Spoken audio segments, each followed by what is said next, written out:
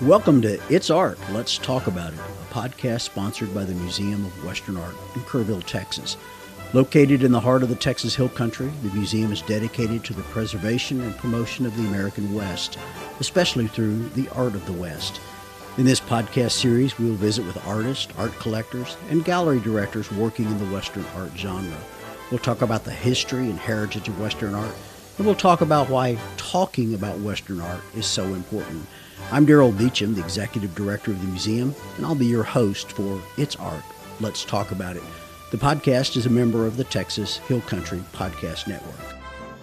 Today, Darrell is joined by Walt Gonske, who talks about his recent exhibit at the Museum of Western Art on churches from the Southwest and Mexico. I know you'll enjoy this. Today on It's Art, Let's Talk About It, I'm joined by our good friend Walt Gonske. And Walt, thanks for coming on the podcast. Sure. And thanks for being in Kerrville.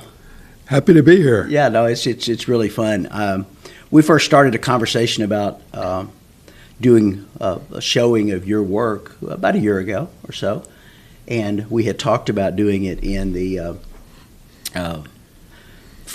late summer, fall of 2026, and some things got changed around, and we were able to move it up to the current period in 25, and we picked up the art a couple of weeks ago and got it here to the museum and hung it on the walls, and gosh, it looks spectacular. It really does. It's a lot of work.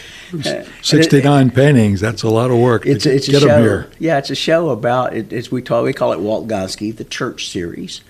And for those of you listening at home, playing along live at home, the images will be on the web, the links to the various different things that we reference, and the catalog book live on the web and things like that. But the show's called the Church Series.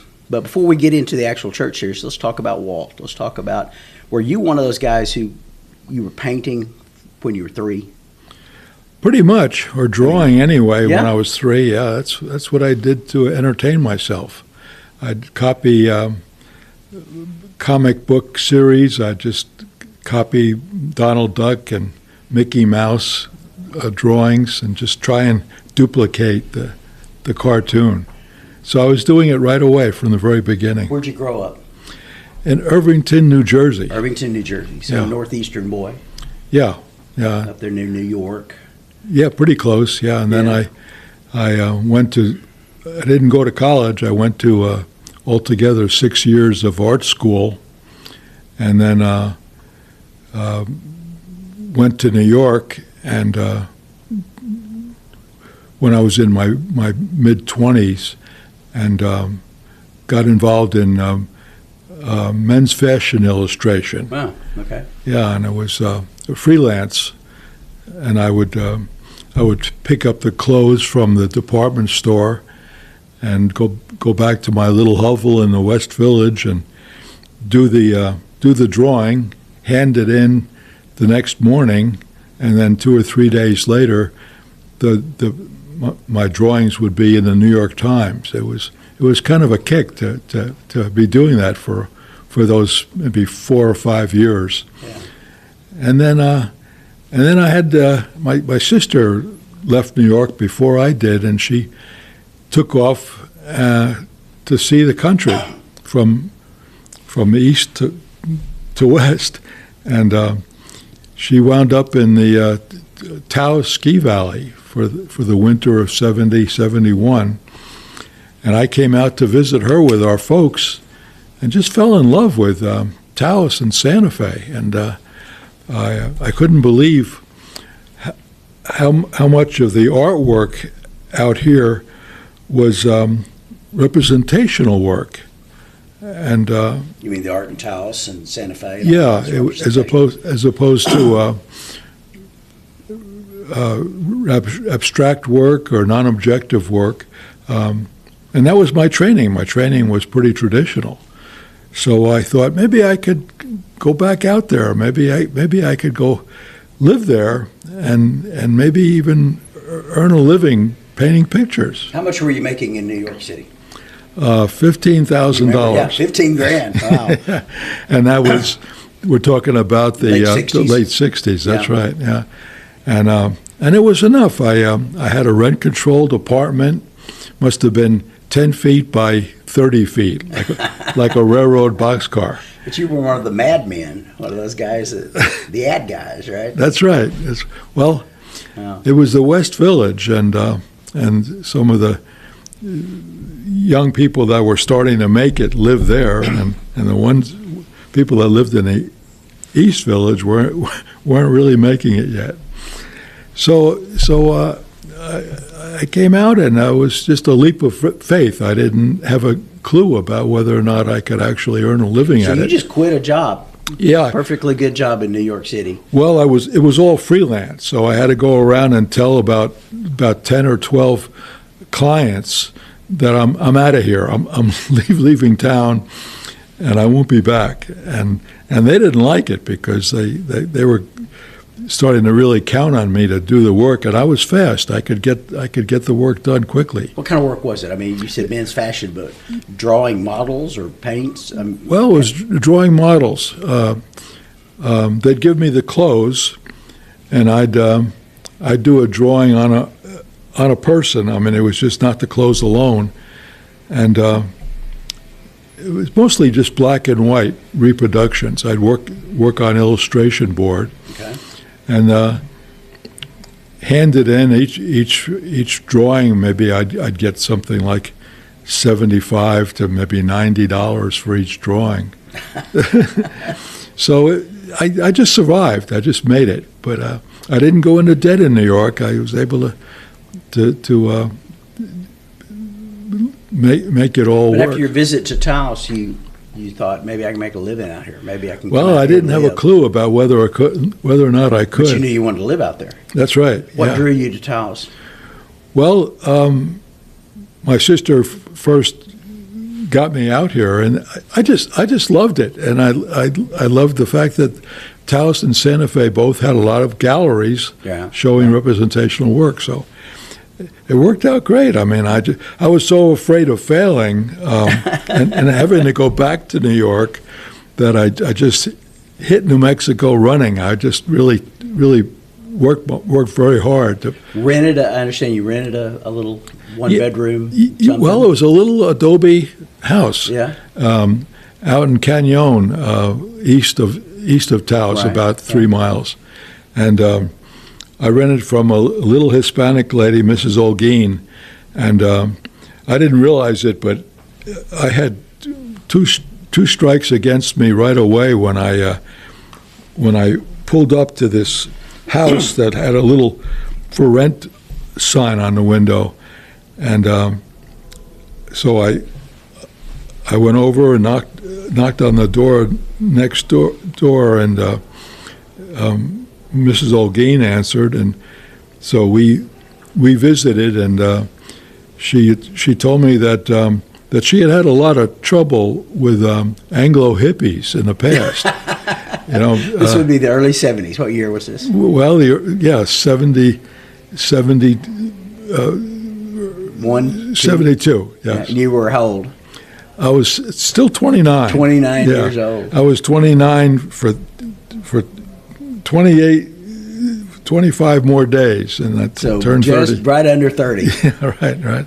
But she said that she had a lot of trouble with Anglos because she had 3 or 4 properties, and kids would come in and they'd rent one of her places, and then they'd leave and in the middle of the month and not pay the rent and take the key with them, and so she took. My hair was longer, my mustache was bigger, and I came in with a 1970 Ford van full of all my stuff. So so I told her, I said, Mrs. Olguin, I've got $4,000 in my wallet. That's all I've got in the world. How about if I give you $1,000 right now, and at least you'll know that you have 10 months rent. Yeah. And then if I can't make it, then I'll have to go back east. So we talked some more, and she said, well, you hold on to your money. Just give me the first month's rent of $100. She trusted you. Well, she said, you're on probation, though. if you start throwing wild parties, and if the neighbors start complaining about you, then you're out of here. Yeah. So I didn't have to give her a second month's rent as collateral. I just so I stayed, and 2 years later she told me that I was okay. The neighbors approved. There you go. And I got her blessing. I could stay as long as I need to. So I stayed for 7 years. Did you really? And yeah, It was August, yeah. And then and she told me that well, in that time I was able to buy a piece of land, 2 acres. Right. Where you are now. Yes. Yeah. Yeah. Okay. And all I could afford was the 1 acre, and but then the fellow I was going to buy from, he said that I just happened to be fast enough on my feet just then, and I said, John, how would you feel about trading for the 2nd acre? And he said, there's a long hesitation on the other end of the line. I thought I lost him, and he said, yeah, I guess we could do that. So I just kept showing him new work as I did it until You found one he liked, and well, more than one, More than because one, back actually, then yeah. my prices were really low. So I must have showed him. He probably bought maybe half a dozen paintings to pay off that $2,000. Right.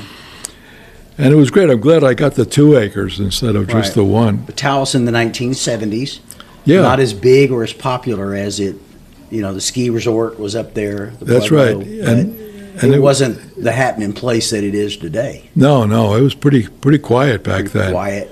And I still love it, but a lot of views of the landscape are now blocked by the so many housing and- yeah. buildings, metal buildings and homes. Yeah, I first started going out there in the 80s, and it's Yeah. different Yeah. today. And you and I talked about that the other night at dinner. The sky seems a little different. Yeah, well, What do you think that's true? I mean, when Blumenschein and Yeah. Dunton and There's 100 Sharp and Cowles and all those guys, they talk about the magic right, aspects of the light in Taos. sure, It's still magic, right. but is it not as magic? Well, I just remember how it was. The jump between light and shade Right. on any object was just really extreme. I was raised back east, so if we're talking about 10 values, Right. back east, the jump between light and shade was maybe two values. 2, 3 values, yeah. And out here, I right away I could see that contrast. It was more like 5. Right. I couldn't believe it. And the sky was so blue, and the streams, the reflection from the sky into the water was so damn blue. I just could, and now it's just not like that anymore. 50 years later, it's just the Taos Mountain doesn't ever get as the cast shadows on that Taos Mountain aren't what they used to be, Not for as sure. crisp, maybe? Well, the values are closer together, and there's a softness to everything. It's not as sharp. I use the word electric. Okay. The electric light. It's just not like that anymore. But when I paint, I try to put some Put a of little of that old value back in there. That's yeah. right. Yeah. Put that jump between light and shade So back in there. 1972. Yeah. You were 29 years old. Yeah. February 1st. Little money in your pocket, but not enough. not And a you lot. burned your bridges in New York. You were. That's right. I was here to stay. You were in Taos to stay. If I could just make it. What kind of paintings were you doing at that time? They were watercolors. Okay, so you were watercolor early on. Yeah, and I didn't know how to jump into the fine art market. I didn't know how to price my work, so I started doing always full sheet watercolors. That's about 22 by 30 inches. Okay. And including a frame, we're talking about a painting that's maybe 30 by 40 inches. And I just jumped in asking $150. No kidding. And I got $500 in my pocket. I'll give you 3 right now. and the gallery Wow. back then was taking a third, so that's $100 to me. Yeah. So I had to sell a lot of paintings at $100 to. And subject matter was the landscapes? It was the landscapes around Taos. And that's what you've always done. That's right. That's all I've ever known you to do. Although I have seen nudes. Yeah. And I've seen figuratives, Right. still lifes and things like that of your work. Still lifes that I put out on the market, not so much the figure work. I did that mostly just for myself. Right. I did have one show of my figure work in Taos, and it was pretty well received, but I just never tried to mix that up with my landscapes, with my galleries. I just tried to keep them separate. Do you remember your first gallery? Yeah, it was the Brandywine in Albuquerque. Okay. My sister, after she left the Taos Ski Valley, she wound up in Albuquerque living. Okay. And when I came out to visit her before I actually came out to live permanently, I took a bunch of photographs of around Taos. And just for the hell of it, it was my first attempt at fine art because I was still doing the men's fashion illustration. So I did 4 watercolors of the landscape around Taos, got them framed, and shipped them out to my sister and asked her to just take them around to any galleries there in Albuquerque and see if they could get me in on assignment. Right. So she did. She did a little research and found out that the Brandywine, right there downtown Albuquerque, was probably the best gallery in Albuquerque at the time. Gallery, yeah. So she walked in, and she was a good-looking girl, and she still is actually. But she walked in with those 4 watercolors and got me in on consignment, and called me and told me about it. And then about 3 weeks later, I'm picking up my mail there in the West Village, and there's an envelope from the Brandywine. I opened it up, and there's a check in there for $66.67. The sale of my first sale ever, a fine art sale. I wasn't even up to $150. So $100 painting, you get $66.67. That's right. And I couldn't believe it. Wow, a fine art check. So that was it. I mean, you knew you had arrived at that point. I'm going because I carried a. That's so great. I couldn't decide. I was on the fence about coming out here, and I finally got a piece of yellow ledger paper and put a line down the middle and put on one side. On the side to stay back east, there would have just been my family and friends and what I was doing, and then on the other side, it was just a long list of possibilities, I guess, And so whenever I got shaky about the idea of coming out here, I'd look at that list and realize that, if I don't make this move, it'll be a form of dying. I just needed. And then when I got that check, that did it. Push you over the edge. And I was gone. $67 is all it took to push you over the edge. Right? That's right. So you packed everything into your car. Everything I owned in the world got put into that 1970 Ford van, and a good buddy of mine helped me load up. Drawing board went in there, and some lighting, and a projector, an opaque projector. It just really filled up. But you drove all the way to Taos, New Mexico, got an apartment or a casita. Right, a little adobe house. Yeah. House, yeah. And then it took me 7 years to buy that land, punch a well, and save. I think I saved $15,000 and went to the bank and borrowed 40 more.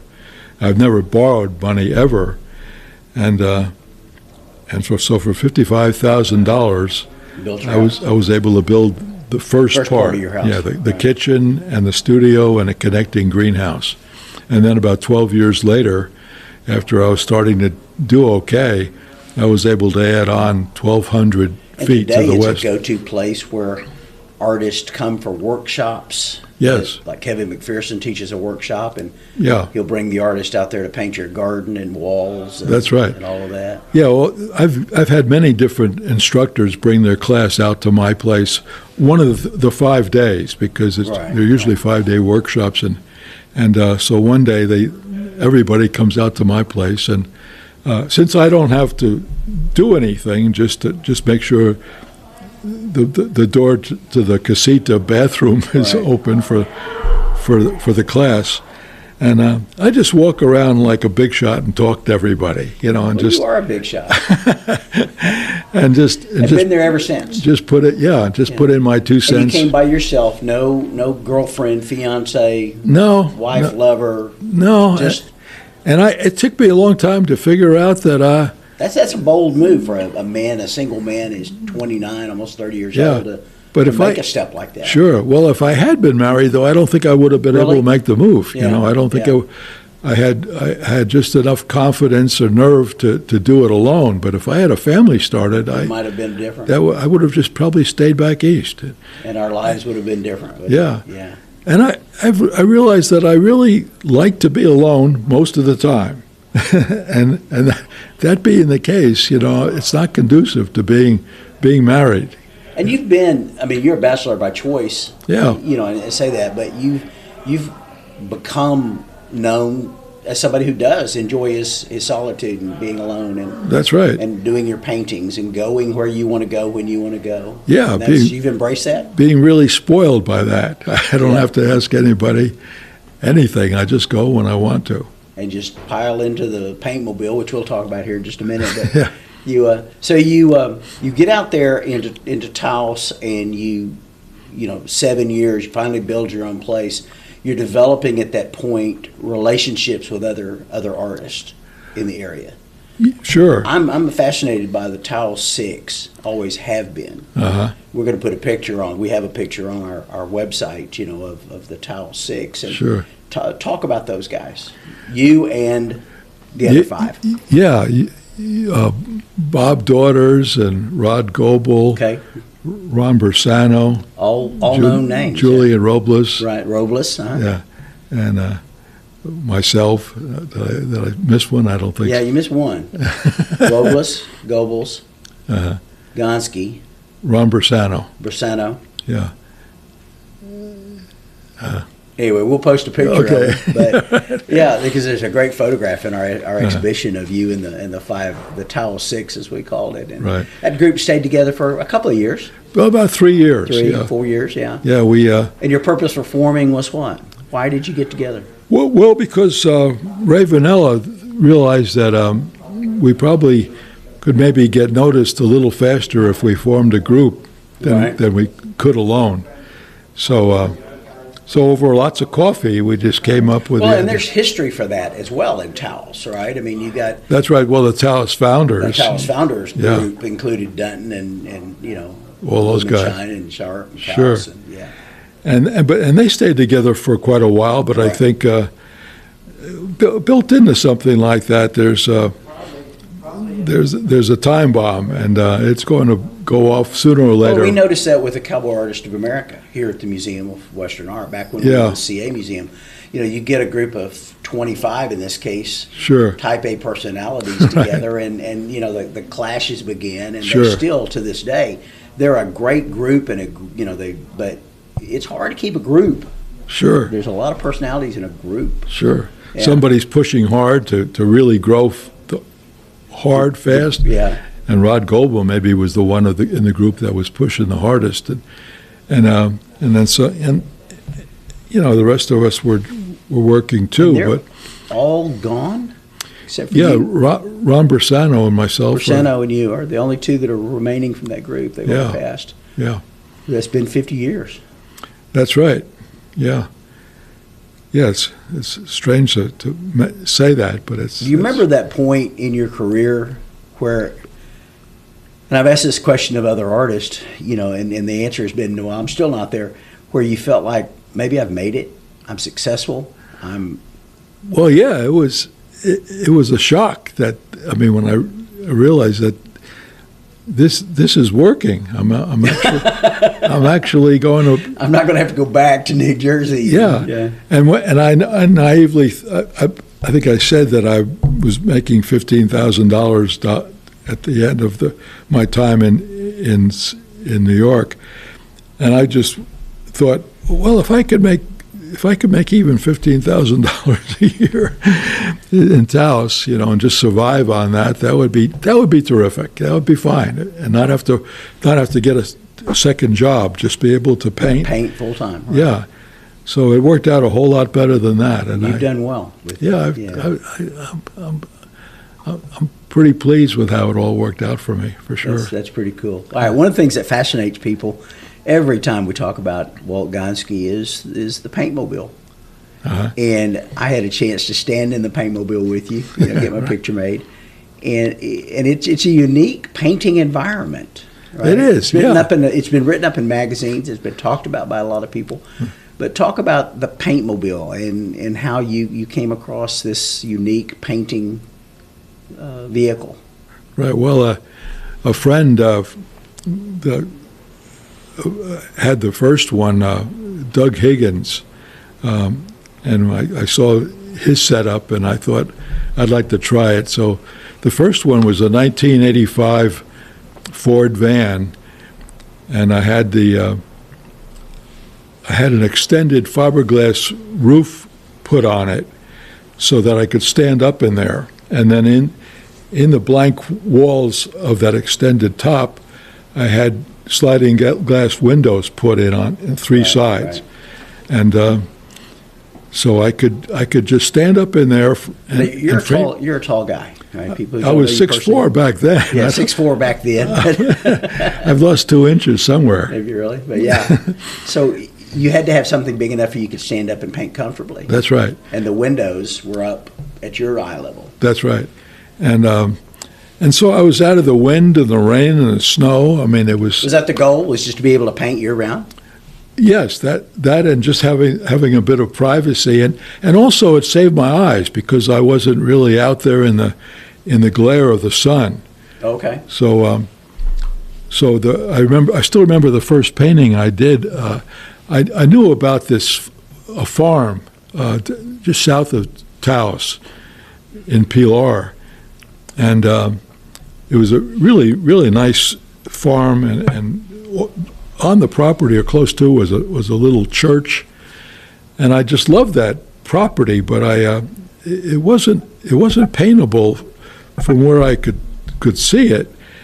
But when I went out for the first time with this first paintmobile, there was a spot that I could stop and paint, except that there was a pretty high fence, so it's just standing on the ground. I wouldn't be able to see this composition.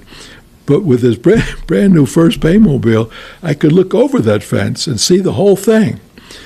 So I painted there. I just was able to get off the road enough, off the pretty narrow paved road onto a dirt gravel right next to the fence, and paint away. And the painting came out really well. And I thought to myself, this is terrific. Yeah. I'm out of the sun directly, and you don't have to haul your crap all out. That's right. It's all right there. I had a tabaret and with an easel attached to it in the back, so I could roll it around. So I could set up looking out of any one of those 3 windows, depending on where the best composition was.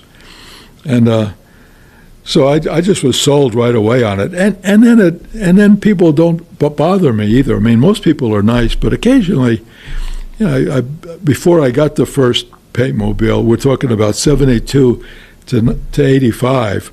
Those 10 years, almost 10 years, I was just out there in all kinds of weather with what's called a French easel. Right. People just walking. You're painting plein air. Yeah. And people are walking up to you, and they can look over your shoulder. And that's right. Yeah.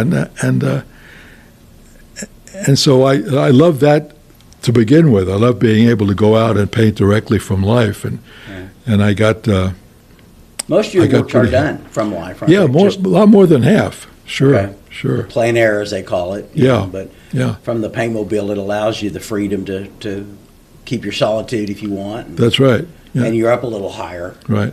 I only had one woman who lived down there in Pilar, where that first painting was done.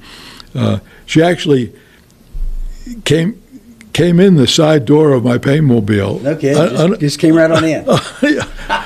Uninvited. I've gotten to know her and like her, but Funny. Otherwise, people just leave me alone. And I've been places like I love to paint the ocean, and from Monterey all the way down to San Simeon Castle, about 120 miles south, is a really great stretch along the coast. Right. And there are quite a few pullouts right along the coast on the right, going south on the right side. Right, so you can paint the rocks. So I could get the paintmobile really close to the edge. Wow. And look up or down ocean and just paint right there. But every 20 minutes another bus is coming by with a whole bunch of folks that are going to want to look at that view. So they all pour out and come out to look at the view. But I'm in this enclosed space and they don't know what I'm doing, so they just leave me alone. But if you were out there on your feet, that's right, with a French easel. I've seen that a lot of times at paint outs with this, the artists will spend more time having to talk to the people who are wanting to know about their art. That's right. Yeah, than they are actually able to paint. That's right. So it's so this is the fourth one. You have four now. You're on paintmobile number 4. That's right. And each time it gets better. I mean, this one. You keep redesigning it. That's right. Right. I've noticed that. Yeah. So this one's got an all aluminum box on the back. It's a Ford van and chassis. Right. And then I took that to the previous the third paintmobile up to this company in Henderson, Colorado. Right. And with drawings for the next one, and asked them if they would modified it, made it better. You got and this is the first one that's all aluminum, so it'll hold up forever. So if I lived long enough, I could take this box off this powertrain. Well, you're going to live long enough. Put it enough, on the next one. Well, I don't know. Hope you have paintmobile number 6 and 7 and 8. Just keep right on going with them. Well, 2 guys are already fighting for this one after I'm gone. The podcast is called It's Art. Let's talk about it. Our guest today is Walt Gonske. And Walt, I want to talk about your techniques a little bit. Everybody who's come in to see this show talks about the bright colors. Mm-hmm. I mean, just incredible contrasts of colors. And as much as anything, the amount of paint. Yeah. You like paint. I do. Well, I'm not in this business to save paint. That's a great way of putting it. But you call it painting. It's painting not thin, but you use. Yeah, I'm just. The formal term is really pasta, right? But I mean. Yeah, I'm just really moving fast. I mean, and I try to finish a painting. I can't always do it, but I try to finish a painting in one go. Do you really, even the big ones? Well, for the most part. Talk about that. I mean, you told me a story about you started out small and then you moved to that next size. That's right. And it was a stress to. That's right. Yeah, I did. When I first started painting from life outside, I was painting just like roughly 9 by 12s, and everybody does that. Right. The way it was taught to a lot of students is you do a small one on location, then go back to the studio. Take a photograph for reference, and then paint a major painting in the studio. And I did that first. So I did small ones first, and then I did some big paintings, going back 3, 4, 5 times to the location, and hoping that the weather would hold for 5 days. So if it's a bright, light changes, the clouds are different. Sure. Yeah. So I did that. I did a number of paintings large that way, and then realized that I don't like this. I don't like having to go back so many times. So I thought I'm going to see if I can't train myself to paint larger on the spot. So I'm doing 12 by 16s or 9 by 12s, and jumped to 12/16, and that was overwhelming at first until I finally got good at that, and then I just kept raising the size until I was able to do a 30 by 36 or so in one go. I couldn't always finish in one go, so occasionally I'd have to go back to work on it some more. Let's talk about this series that we have on exhibition at the Museum of Western Art. It's called Walt Gonske, the Church series. It's been around for a while, but what fascinated you about the campos and the camposantos and the churches in situ? I mean, facades, the churches in the landscapes, right? The details inside the church, the cemeteries, right? But what's your fascination with those things? Well, they are beautiful. The churches in northern New Mexico. Every little village has got their own church, and it's a great center of interest, for one thing. I mean, a great focal point for the painting. Right. And so I just was drawn to them right away. The churches in general, and then and the camposantos, the graveyards. I grew up back east, and the graveyards back east are very more organized, very symmetrical. All the gravestones are all in perfect rows, facing east, and yeah. And when I came out here, I mean, it's just not like that. The churches are not, the gravestones and the graveyards are not organized at all. It's just kind of but colorful. Colorful, yeah. Plastic flowers on the gravestones, and in wintertime, all those plastic flowers are just wonderful out there. Right.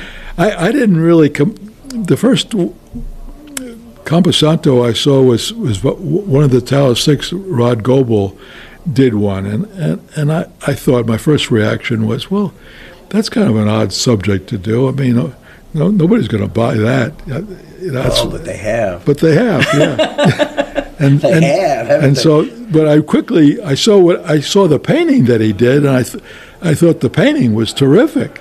So then I thought, well, then I wanted to do it. You've been doing this series for a number of years. Number of years altogether, yeah. So maybe 30 years worth of work, yeah. And there have been other exhibitions of it at mostly galleries. Yeah, but never all together. I've never seen this body of work ever hanging together. And it just blew my mind to see it all together. Is that right? Here is the first time you've seen it together in one spot. Yeah, it's all been just 2 or 3 pieces at a time seen together. I never. This is the first time.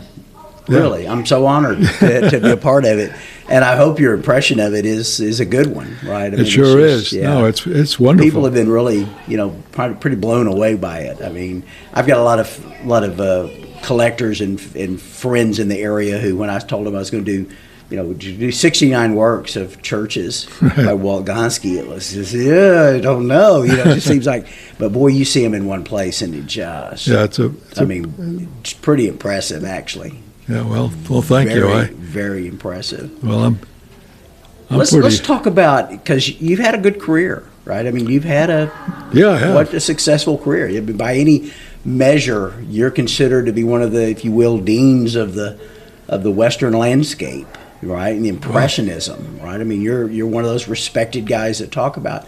This podcast gets listened to by a lot of young people, right? We have 4,000 listeners at any given time. Sure. And in our surveys of them, a lot of them are new artists. And one of the things they really kind of get from this is advice. What would you tell a young person in the art business today? Yeah, it's a great question. I think probably the biggest single most thing would be to, as much as possible, paint from life. Go out there and buy a French easel and go out and paint from life, as opposed to getting hooked on working from photographs. Right. One of the things that we see in the academies that we teach here, the art academies for young students, is they can't edit. Right. They look at a photograph and they're painting from a photograph. Yeah. And they're painting the telephone pole in the back of the guy's head. Right. Right. And it just doesn't. It's not the same. So Sure. paint plein air. Go out and paint for life as much as you can. What I've seen, when I've seen over the years, I've gone out on a few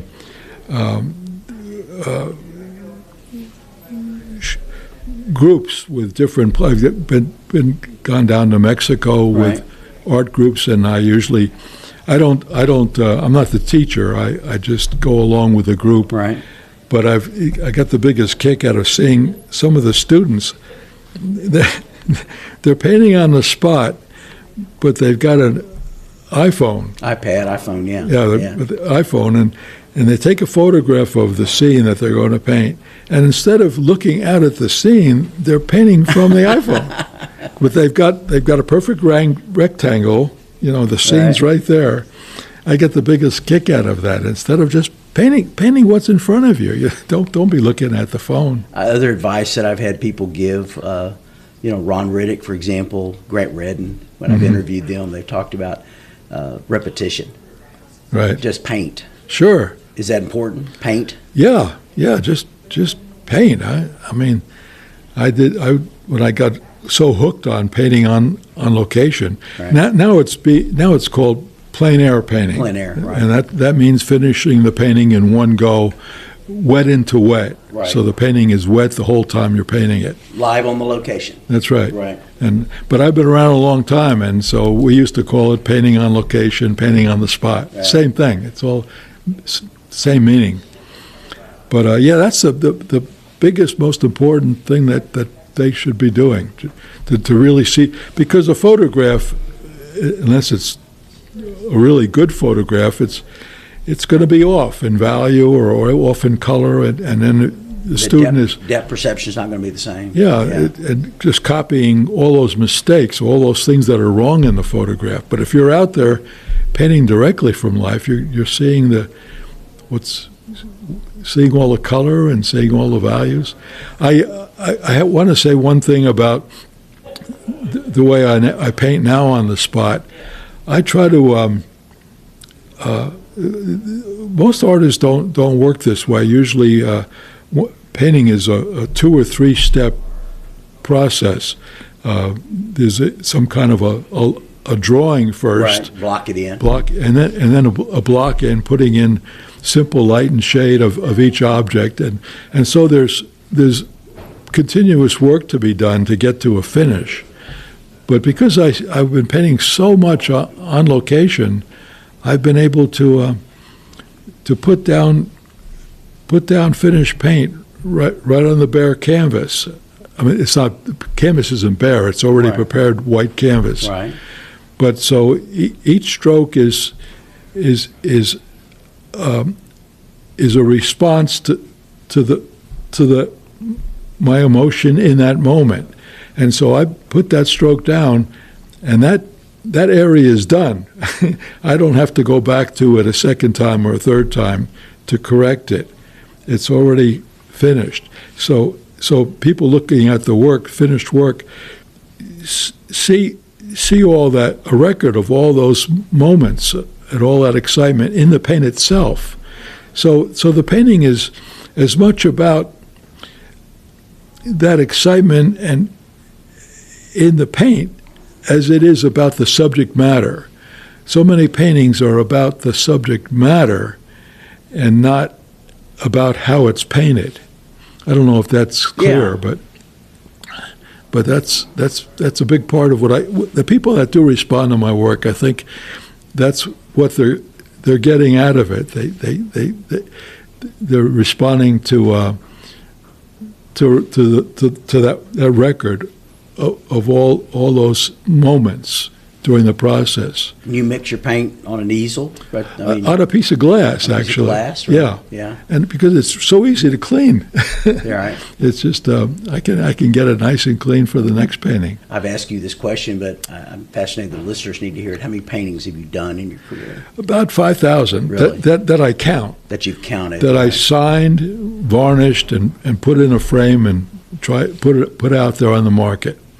I number them. But I started at 50 because I didn't want people to know that I was starting from a standing stop. Really? You started with number 50. So so it's not quite 5,000, but 5,000, that's about the... Tell the story real quick, because I just now remembered you told me last night about delivering a bunch of paintings to a gallery, and they never made it to the gallery. Yeah, that was that first gallery in Albuquerque. Okay. I showed with them a number of years, and they gave me a one-man show right away. I did. So this is not your first one-man show? I'm just kidding. But yeah, no, obviously. You've had 40 something? Something over 40 one-man shows. Mostly galleries. Mostly all galleries, right. Yeah. Yeah, I didn't know how else to go about it. I mean, I realized that if I expected a gallery to promote me, the only way I could get that would be to give them, a 30 to 40 painting exhibition, right? And then we'd do an ad in Southwest Art or something to promote the show. Right. So you took a bunch of paintings to this gallery. Oh yeah, so you're going to take your sister somewhere, or that's right. Yeah, it was. I think that show was 47 paintings, and picked up my sister in Albuquerque, and instead of dropping the paintings off, we went to lunch first, and 45 minutes later, I come out to the back parking lot of the restaurant, and my truck's gone. It's gone. This was still in the 1970 Ford van. It was before the first paintmobile, and just gone. The whole show gone. They stole the truck, the show, and everything. That's right. Yeah, and they took my rear view mirrors. They took my tape deck, and the paintings, and I had photographed all the work. I had slides of some of the paintings and black and white photographs of some of the others, and so I was just. That's be devastating. Yeah, it was. Well, every penny I had in the world was tied up in framing that show. To frame that much work. Now the framing cost alone. Yeah.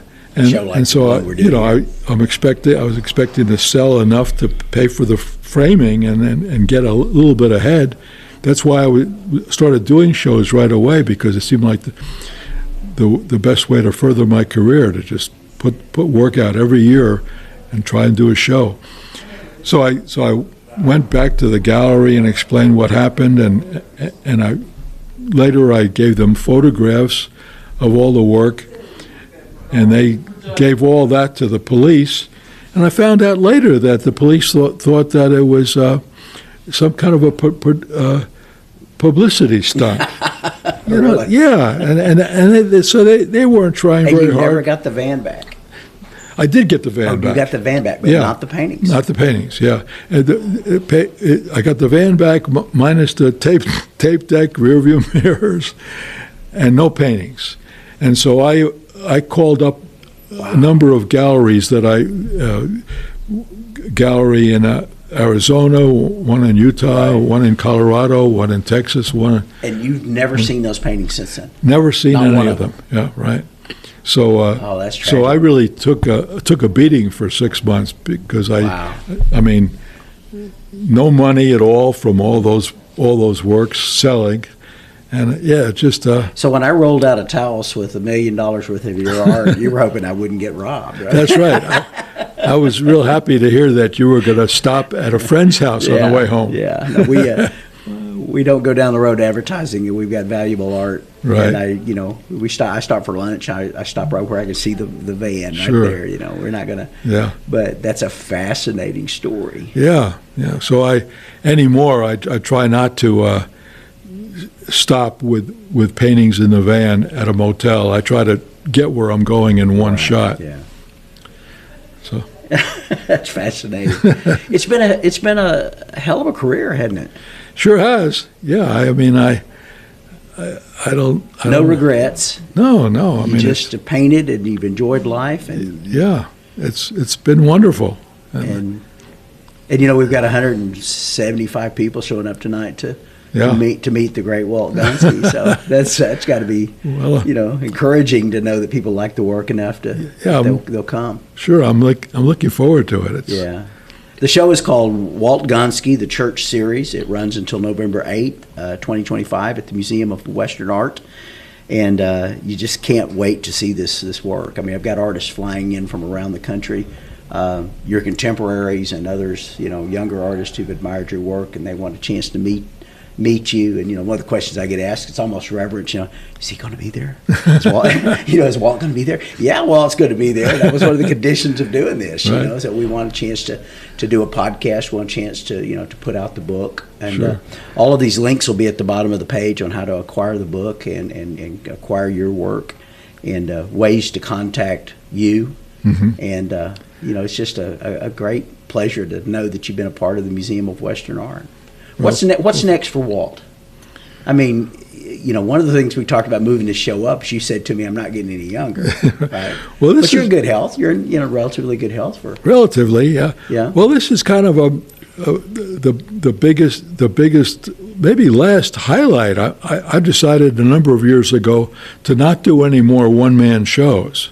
So I'm just I've got 6 galleries that represent me. And it's probably hard to keep those. And that's enough. Yeah. So I wasn't planning to do anything else as big as this until you invited me to show here, and so I decided to might as well. So one of your big supporters and mine, Bill Ray, Claggett Ray Gallery, has been instrumental in helping make this happen. Kevin McPherson, Right. Steve Talley. There's been a lot of them.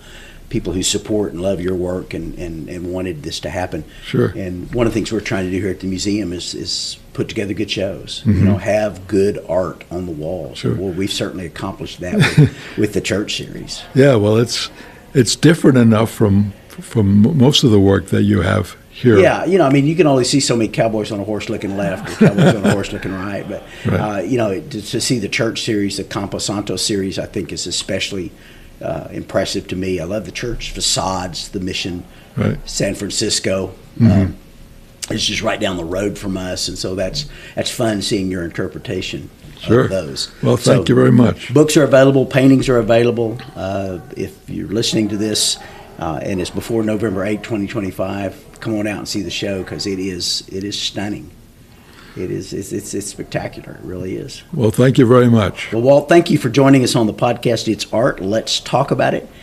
The podcast is a production of the Texas Hill Country Podcast Network. Our special thanks to Andrew Gay for producing and for all of his work in making this happen. Tom Fox and the others at the Podcast Network. We're glad to be a part of it. It's Art. Let's talk about it. And that's